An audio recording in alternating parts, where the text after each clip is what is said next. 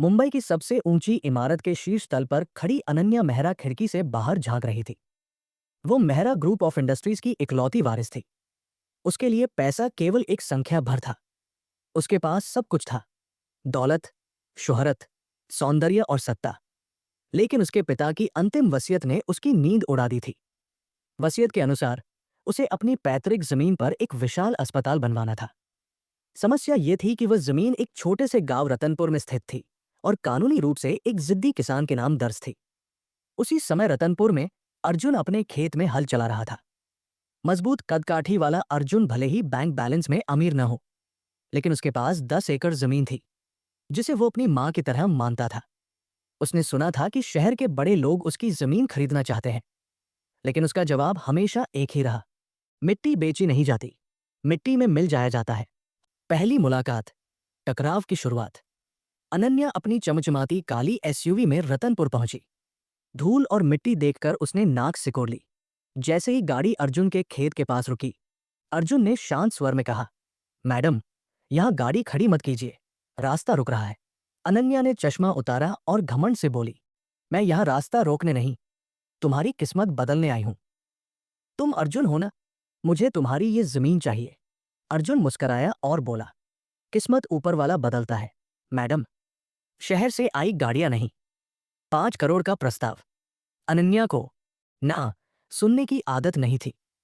उसने अपने सेक्रेटरी से ब्रीफकेस मंगवाया और अर्जुन के सामने खोल दिया। इसमें 1 करोड़ नहीं, पूरे 5 करोड़ का चेक है। अनन्या ने गर्व से कहा, इस गांव में तुमने कभी इतने शून्य देखे भी नहीं होंगे। इससे तुम शहर में महल खरीद सकते हो।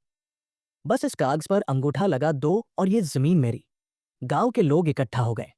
5 करोड़, ये रकम पूरे गांव की किस्मत बदल सकती थी। सबको लगा अर्जुन अब मान जाएगा। अर्जुन ने पहले चेक देखा, फिर अनन्या की आंखों में झांका। मैडम, वो धीमे स्वर में बोला, आपने मेरी जमीन की कीमत लगाई है, लेकिन इसकी खुशबू की नहीं। ये 5 करोड़ आपके लिए बहुत होंगे, पर मेरे लिए सिर्फ कागज के टुकड़े हैं। मुझे आपका पैसा नहीं चाहिए। अनन्या का गुस्सा और अगला कदम। अनन्या सन्न रह गई। उसे विश्वास था कि पैसों की चमक किसी को भी अंधा कर सकती है। तुम पागल हो, वह चिल्लाई। तुम्हें पता है 5 करोड़ क्या होते हैं? तुम्हारी 7 पीढ़ियां बैठकर खाएंगी। तुम एक गवार किसान हो, इस जमीन पर बस पसीना बहाओगे। मुझे ये जमीन हर हाल में चाहिए। अर्जुन ने शांति से हल उठाया और कहा, पैसा खत्म हो जाता है मैडम, जमीन हमेशा साथ रहती है। आप जा सकती हैं। अनन्या वापस मुंबई लौट गई, लेकिन उसका मन रतनपुर में ही अटका रहा। उसने ठान लिया था कि वह इस जिद्दी किसान को हरा कर रहेगी। उसने अपने वकीलों को आदेश दिया कि ऐसा कोई रास्ता निकाला जाए जिससे अर्जुन को जमीन देनी ही पड़े। लेकिन उसके दिल के किसी कोने में एक सवाल लगातार गूंज रहा था, आखिर कौन है यह आदमी जो इतनी बड़ी रकम को ठुकरा गया? दोस्तों, पिछली बार आपने देखा कि अनन्या ने अर्जुन को 5 करोड़ का ऑफर दिया, लेकिन अर्जुन ने उसे ठुकरा दिया। अनन्या वापस मुंबई तो चली गई थी, लेकिन उसकी हार उसे सोने नहीं दे रही थी। जिद की नई राह। अनन्या ने फैसला किया कि वह सिर्फ बोर्डरूम में बैठकर यह जंग नहीं जीत सकती। उसने अपना बैग पैक किया और अपने सेक्रेटरी से कहा, रतनपुर में मेरे लिए रहने की कोई जगह ढूंढो। मैं वहां तब तक रहूंगी जब तक वो अर्जुन साइन नहीं कर देता। जब अनन्या दोबारा रतनपुर पहुंची, तो पूरा गांव उसे देखकर हैरान रह गया। वो एक पुराने गेस्ट हाउस में रुकी। उसका सोचना था कि अगर वो अर्जुन के करीब रहेगी, तो उसकी कोई न कोई कमजोरी जरूर पकड़ लेगी। खेत में अनन्या। अगले दिन सुबह अनन्या महंगे ब्रांडेड कपड़े और डिजाइनर चश्मा पहनकर अर्जुन के खेत पहुंच गई। उस समय अर्जुन अपने बैलों को पानी पिला रहा था। तुम फिर आ गई, अर्जुन ने बिना मुड़े कहा। अनन्या मुस्कराई और बोली, मैं हार मानने वालों में से नहीं हूं। अर्जुन, तुम्हें लगता है तुम बहुत बड़े महान हो क्योंकि तुमने पैसे ठुकरा दिए। सच तो यह है कि तुम डर रहे हो कि शहर की चमक तुम्हारी पुरानी जिंदगी छीन लेगी। अर्जुन ने उसकी तरफ देखा और कहा, डर नहीं मैडम, इस्त जिस मिट्टी ने मुझे पाला उसे मैं बेच नहीं सकता। और वैसे भी आप यहां इस धूप में खड़ी होकर अपनी स्किन क्यों खराब कर रही हैं? एक शर्त, 24 घंटे का किसान। अनन्या को गुस्सा आ गया। तुम्हें लगता है मैं सिर्फ नरम बिस्तरों पर सोना जानती हूं? मैं जो ठान लेती हूं वो करके दिखाती हूं। अर्जुन ने शरारत भरी मुस्कान के साथ कहा, ठीक है, अगर आप एक दिन, सिर्फ 24 घंटे एक किसान की तरह रह सकती है, बिना अपनी गाड़ी के, बिना अपने नौकर के और बिना अपने डिजाइनर नखरों के, तो मैं आपकी अस्पताल वाली फाइल पर साइन करने के बारे में सोचूंगा। अनन्या की आंखें चमक उठीं। डन। लेकिन अगर मैं जीत गई तो तुम जमीन मेरे नाम करोगे? अर्जुन ने हाँ में सिर हिला दिया। मुश्किल शुरुआत। शर्त शुरू हुई। अर्जुन ने अनन्या को एक पुरानी सूती साड़ी दी और कहा, पहले यह पहनो, इन कपड़ों में काम नहीं होगा। अनन्या ने पहली बार इतनी सस्ती साड़ी पहनी, लेकिन उसकी जिद उसे हिम्मत दे रही थी। उसका पहला काम था खेत से चारा काटना। अनन्या के नम हाथों में छाले पड़ने लगे। गर्मी और पसीने से उसका बुरा हाल था। अर्जुन उसे दूर से देख रहा था। उसे लगा था कि वह 1 घंटे में भाग जाएगी, लेकिन अनन्या डटी रही। दोपहर का सादा भोजन। दोपहर हुई। अर्जुन ने अपना टिफिन खोला। प्याज, हरी मिर्च और बाजरे की रोटी। खाओ। अर्जुन ने एक रोटी उसकी तरफ बढ़ाई। अनन्या ने पहले तो हिचकिचाया, लेकिन भूख इतनी ज्यादा थी कि उसने एक निवाला ले लिया। वह स्वाद, उसे यकीन ही नहीं हुआ कि इतना सादा खाना इतना लजीज हो सकता है। रात का सन्नाटा और सच्चाई। शाम होते होते अनन्या थककर चूर हो गई थी।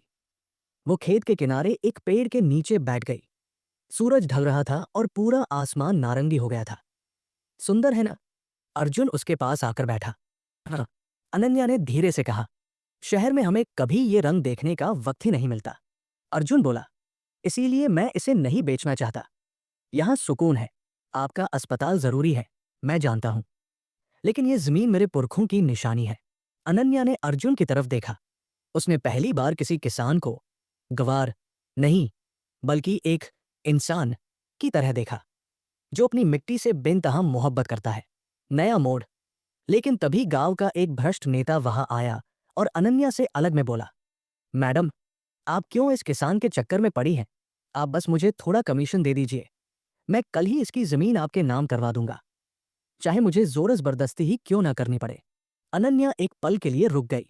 क्या वो शॉर्टकट लेगी या अर्जुन की ईमानदारी उसे बदल देगी?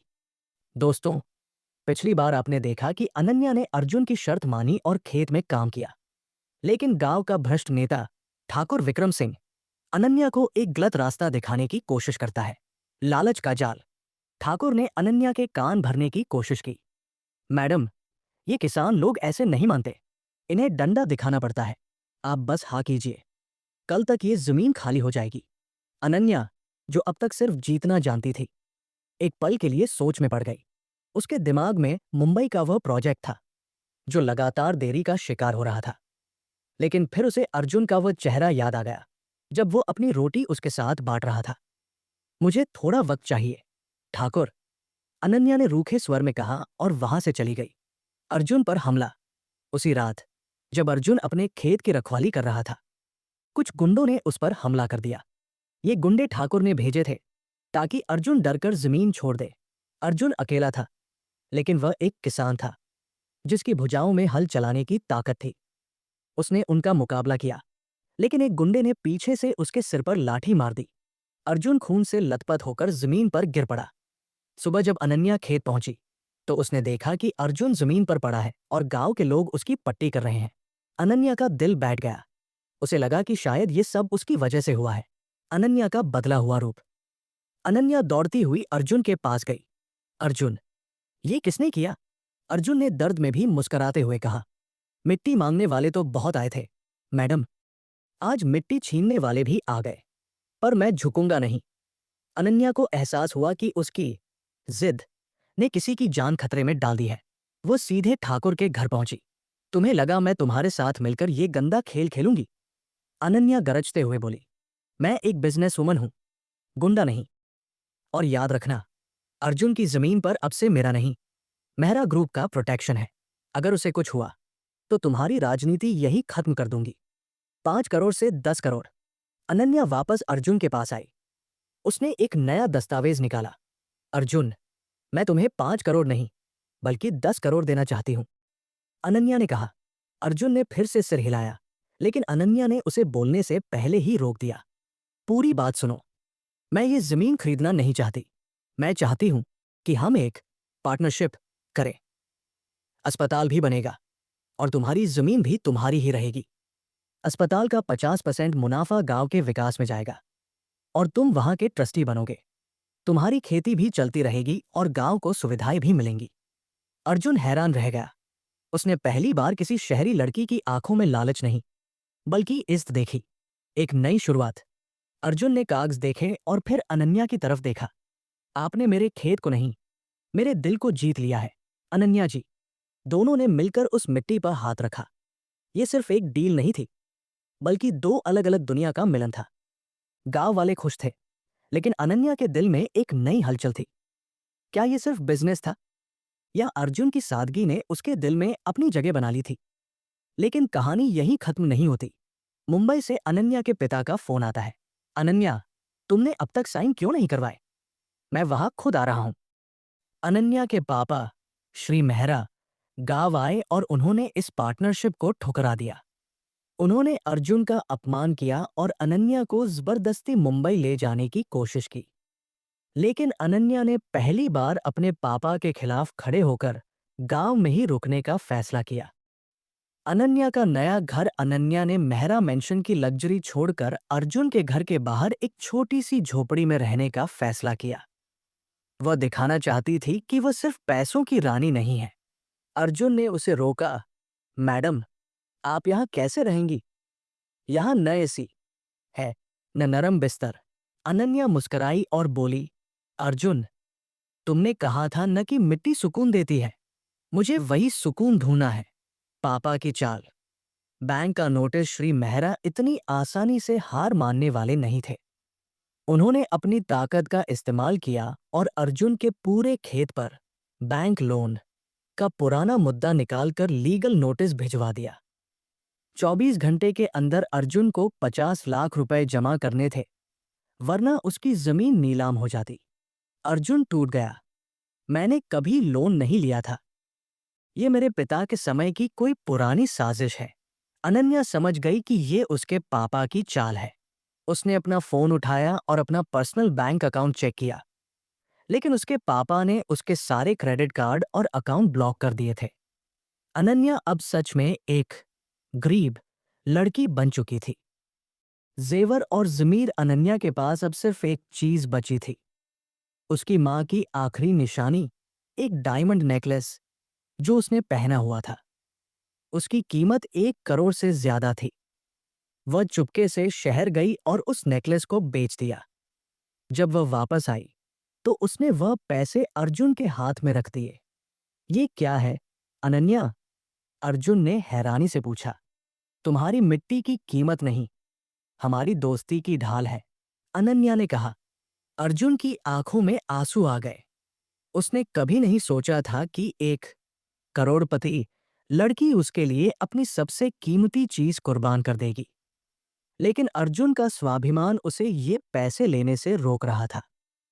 मिट्टी का कर्ज मैं ये नहीं ले सकता, अर्जुन ने पैसे वापस करते हुए कहा। मैं किसान हूं, मेहनत से कमाना जानता हूं, मांग कर नहीं। अनन्या गुस्से में बोली, ये मांगना नहीं है, ये इन्वेस्टमेंट है। हम अस्पताल बनाएंगे और तुम ये पैसे मुझे मुनाफे से वापस कर देना। अगर आज ये जमीन चली गई तो हमारा सपना टूट जाएगा। पूरा गांव अनन्या की इस कुर्बानी को देखकर दंग रह गया। जो लड़की कल तक 5 करोड़ का रौब दिखा रही थी, आज वही गांव की मिट्टी बचाने के लिए अपना सब कुछ बेच चुकी थी। एक नया दुश्मन। जब श्री मेहरा को पता चला कि अनन्या ने नेकलेस बेचकर अर्जुन की मदद की है, तो वे आग बुला हो गए।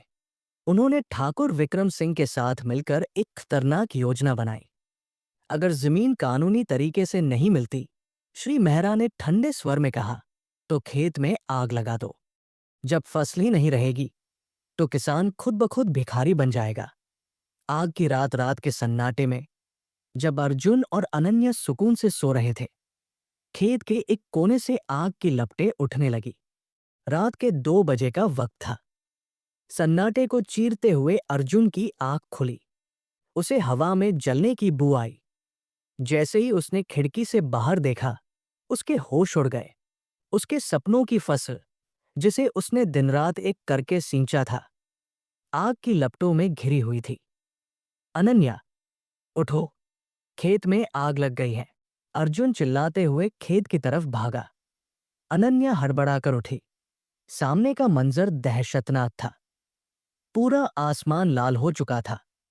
गांव वाले बाल्टियां लेकर दौड़े, लेकिन आग इतनी भयानक थी कि पानी कम पड़ रहा था। अर्जुन ने आओ देखा न ताओ, एक गीला कंबल अपने ऊपर डाला और आग के बीच कूद गया। वो अपने उन बैलों को बचाना चाहता था जो खेत के पास वाले छप्पर में बंधे थे। अर्जुन, बाहर आओ। पागलपन मत करो। अनन्या रो रही थी। उसे पहली बार एहसास हुआ कि किसान के लिए उसकी जमीन और उसके जानवर सिर्फ रोजी रोटी नहीं, बल्कि उसके परिवार का हिस्सा होते हैं। अर्जुन ने अपनी जान पर खेलकर अपने बैलों को बाहर निकाला, लेकिन तभी जलती हुई एक लकड़ी उसके कंधे पर गिर पड़ी। वह दर्द से कराह उठा, पर उसने हिम्मत नहीं हारी। अनन्या का गुस्सा, पिता से मुकाबला अगली सुबह खेत राख का ढेर बन चुका था। अर्जुन जख्मी हालत में जमीन पर बैठा था। उसकी आंखों में आंसू नहीं थे, बस एक सन्नपन था। जब अनन्या ने देखा कि उसके पापा की गाड़ी गांव की तरफ आ रही है, तो उसका खून खौल उठा। श्री मेहरा गाड़ी से उतरे, आंखों पर काला चश्मा और चेहरे पर जीत की मुस्कान। अब तो समझ गई होगी, अनन्या, मिट्टी से प्यार करने का अंजाम क्या होता है। चलो अब मेरे साथ मुंबई, उन्होंने गर्व से कहा। अनन्या उनके सामने गई और एक जोरदार तमाचा उनके चेहरे पर जड़ दिया। पूरा गांव सन्न रह गया। आप मेरे पिता हैं, इसलिए आज तक चुप थी, पर आज आपने एक किसान की फसल नहीं, अपनी बेटी का भरोसा जलाया है। अनन्या ने कांपती आवाज में कहा, मैं वापस नहीं जाऊंगी। और सुन लीजिए, इसी राख से मैं और अर्जुन मिलकर वो अस्पताल बनाएंगे जिसका सपना माँ ने देखा था। ठाकुर का अंजाम। अनन्या ने वहीं खड़े खड़े अपने शहर के एक दोस्त को कॉल किया, जो एक बड़ा वकील था। उसने पहले ही खेत के पास लगे सीसीटीवी कैमरे, जो सुरक्षा के लिए लगवाया गया था, की फुटेज निकलवा ली थी। उसमें ठाकुर के आदमी आग लगाते हुए साफ दिखाई दे रहे थे। पुलिस आई और ठाकुर विक्रम सिंह को पकड़कर ले गई। श्री मेहरा का नाम अभी सामने नहीं आया था, लेकिन वे समझ गए थे कि उनकी बेटी अब उनके हाथ से निकल चुकी है। नई उम्मीद। अर्जुन ने अनन्या का हाथ पकड़ा और कहा, तुमने आज मेरे लिए जो किया है वो किसी 5 करोड़ या 10 करोड़ से कहीं ज्यादा है। लेकिन अब हमारे पास न फसल है, न पैसा। अनन्या मुस्कराई और उसकी राख से सनी हथेली थाम ली। हमारे पास हम दोनों हैं, अर्जुन, और ये मिट्टी अभी मरी नहीं है। हम शून्य से शुरुआत करेंगे। लेकिन कहानी में एक नया मोड़ तब आता है जब अर्जुन को खेत की राख हटाते वक्त जमीन के अंदर एक पुराना डिब्बा मिलता है। पुराना राज। अर्जुन ने कांपते हाथों से वो डिब्बा खोला। उसमें सोने के सिक्के नहीं, बल्कि पुराने दस्तावेज और अनन्या की मां की एक डायरी थी। अनन्या ने हैरानी से डायरी खोली। उसमें लिखा था कि अनन्या की मां और अर्जुन के पिता बचपन के दोस्त थे। असल में वह जमीन अनन्या की मां ने अर्जुन के पिता को तोहफे में दी थी, ताकि वे गांव का भला कर सके। उसमें एक वसीयत थी, जिसमें लिखा था, अगर कभी ये दोनों परिवार मिलकर यहां अस्पताल बनाए, तो मेहरा ग्रुप की 25% प्रॉपर्टी गांव के नाम हो जाएगी। ये देखकर अनन्या और अर्जुन सन्न रह गए। श्री मेहरा ने ये राज हमेशा छुपाए रखा था, ताकि उन्हें प्रॉपर्टी का हिस्सा न देना पड़े। श्री मेहरा का हृदय परिवर्तन। अनन्या वह डायरी और दस्तावेज लेकर अपने पिता के सामने गई। पापा, आपने सिर्फ अर्जुन से नहीं, अपनी पत्नी की आखिरी ख्वाहिश से भी धोखा किया। जब श्री मेहरा ने अपनी पत्नी की लिखी बातें पढ़ी, तो उनकी आंखों में आंसू आ गए। उन्हें अपनी गलती का एहसास हुआ। उन्हें समझ आया कि पैसों की दौड़ में वे इतने अंधे हो गए थे कि अपनों का प्यार और सच्चाई भूल गए। उन्होंने अर्जुन के सामने हाथ जोड़कर माफी मांगी। मुझे माफ कर दो बेटा, मैंने तुम्हारी मिट्टी को कमजोर समझा, पर तुम और मेरी बेटी की मोहब्बत ने मेरी आंखें खोल दी। 5 करोड़ का बदला हुआ रूप। श्री मेहरा ने अब सिर्फ 5 करोड़ नहीं, बल्कि अस्पताल के लिए 50 करोड़ का दान दिया। उन्होंने वादा किया कि रतनपुर का अस्पताल पूरे देश में सबसे बेहतरीन होगा। लेकिन अर्जुन ने अब भी एक शर्त रखी। अस्पताल जरूरी है, पर मेरी मिट्टी भी जरूरी है। हम अस्पताल जमीन के उस हिस्से में बनाएंगे जहां खेती नहीं होती, और बाकी खेत में हम ऑर्गेनिक फार्मिंग करेंगे। Happy ending. एक नया रिश्ता 1 साल बाद। रतनपुर का नया रूप देखने लायक था। जहां कभी राख थी, वहां अब हरियाली और एक बड़ा मेहरा अर्जुन मेमोरियल हॉस्पिटल खड़ा था। गांव में एक बड़ा उत्सव रखा गया। अनन्या अब शहरी मैन नहीं, बल्कि गांव की होने वाली बहू थी। उसने वही सूती साड़ी पहनी थी जो अर्जुन ने उसे पहली बार दी थी। अर्जुन ने अनन्या का हाथ पकड़कर कहा, आपने कहा था कि 5 करोड़ से किस्मत बदलती है, पर आज मुझे एहसास हुआ कि किस्मत पैसों से नहीं, सही इंसान के साथ से बदलती है। अनन्या मुस्कराई और बोली, और मैंने सीखा कि दुनिया की सबसे कीमती चीज मिट्टी की खुशबू और सच्चे दिल का प्यार है। The grand conclusion. Shri Mehra ने गांव के स्कूल और सड़कें बनवाई। अर्जुन अब सिर्फ किसान नहीं, बल्कि देश का सबसे बड़ा ऑर्गेनिक फार्मर बन गया। अनन्या ने मुंबई छोड़कर गांव में रहने और अस्पताल संभालने का फैसला किया। सूरज ढल रहा था, लेकिन इस बार उसकी रोशनी में तबाही नहीं, बल्कि एक नए रिश्ते और खुशहाल गांव की चमक थी। कहानी समाप्त। क्या आपको ये कहानी पसंद आई? अगर आप किसी और विषय पर कहानी चाहते हैं तो बताइए, और वीडियो को लाइक करें और चैनल को सब्सक्राइब करना न भूलें। धन्यवाद। जय हिंद, जय भारत।